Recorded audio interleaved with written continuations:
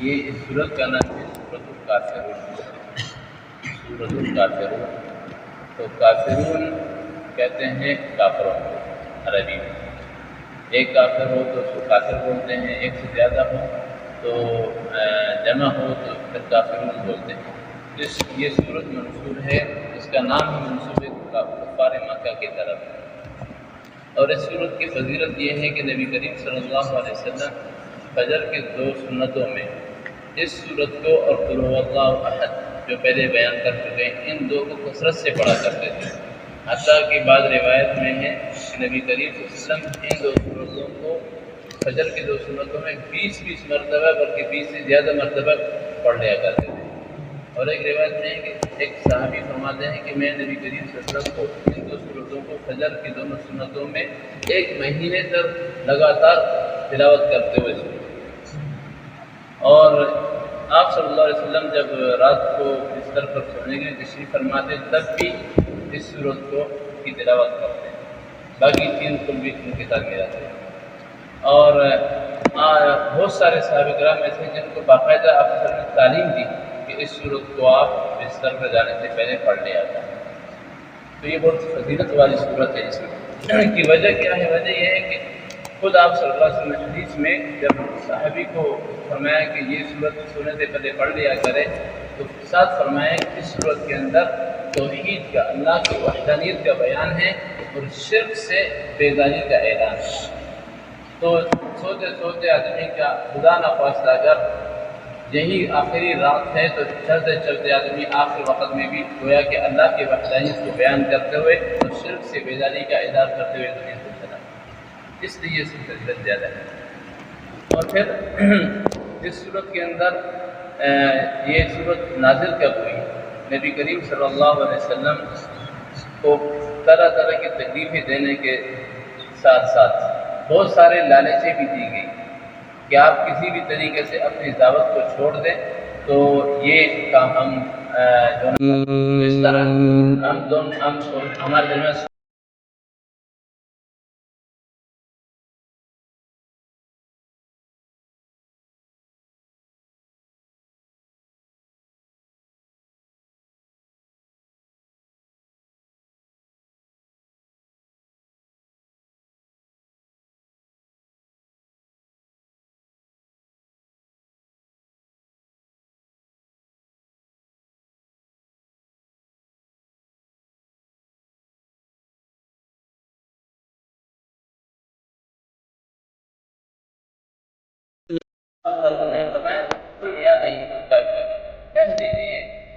نبی کریم صلی اللہ علیہ وسلم کو کہتے ہوئے کیا کہتے ہیں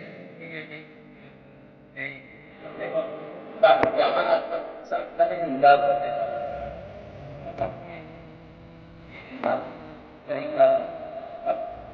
ہمیں تو یہ آئی کہتے ہو انکار کرنے والا میں عبادت نہیں کرنے والا نہیں کرتا ہوں ان چیزوں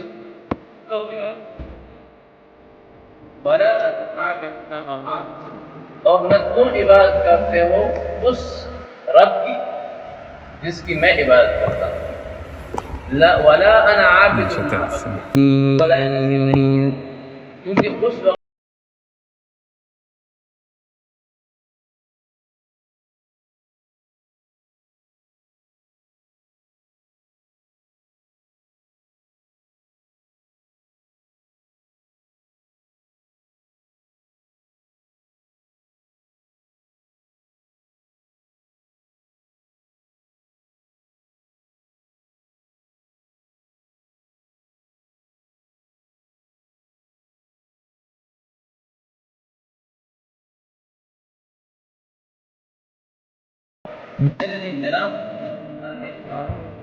انتم بریئون مما تم لوگ بری و ذمہ ہو ان سے میرے کام وانا بھی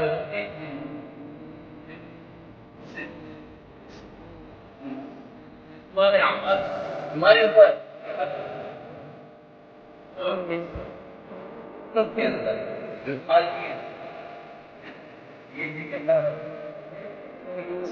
یہ فرمایا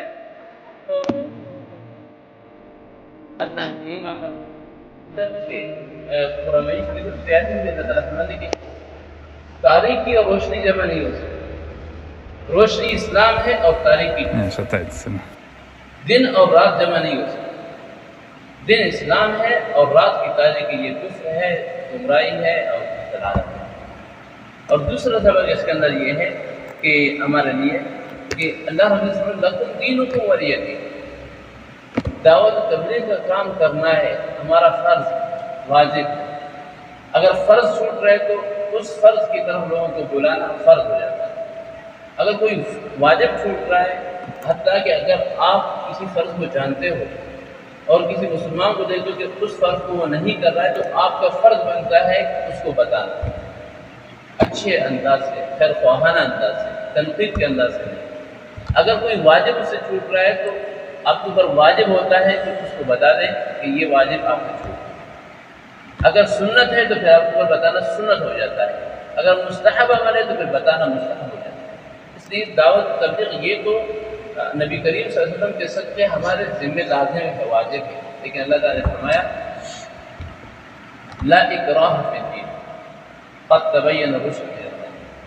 دین کے اندر جبر کرنا نہیں, کسی کو مجبور کرنا کسی عمل کے اوپر, حتیٰ کہ کسی کو مجبور کرنا, مثلا کافر مسلمان کرنے اس کو مجبور کرنا, یہ دین کے اندر نہیں.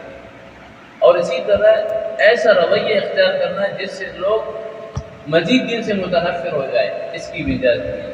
اس لیے علماء اکرام نے لکھا ہے کہ فجر کی نماز کے لیے جب آپ کسی کو جگاتے ہو تو جگانے کا خاص طریقہ ہے, پیار محبت انداز اس کو جگا لے.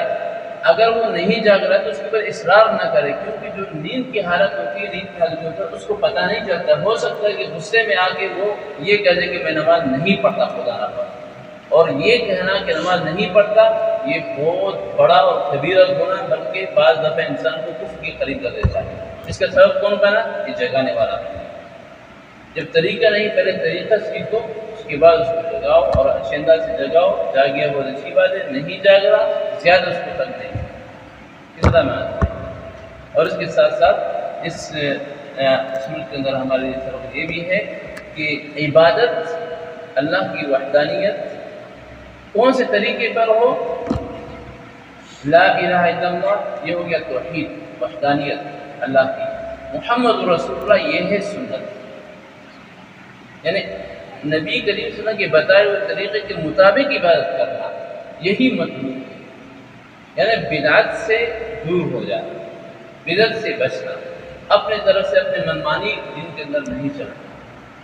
عبادت کون سی عبادت, کس طرح عبادت کریں, اس طرح کریں جس طرح کہ نبی کریم صلی اللہ علیہ وسلم نے عبادت کی. کس طرح دین کی دعوت تبلیغ کریں, اس طرح کریں جس طرح کہ آپ صلی اللہ علیہ وسلم نے. کس طرح اپنے معاملات کو نمٹائیں, دنیاوی ہو یا دینی ہو, اس طرح جس طرح کہ آپ صلی اللہ علیہ وسلم نے. سب کچھ یہ اس صورت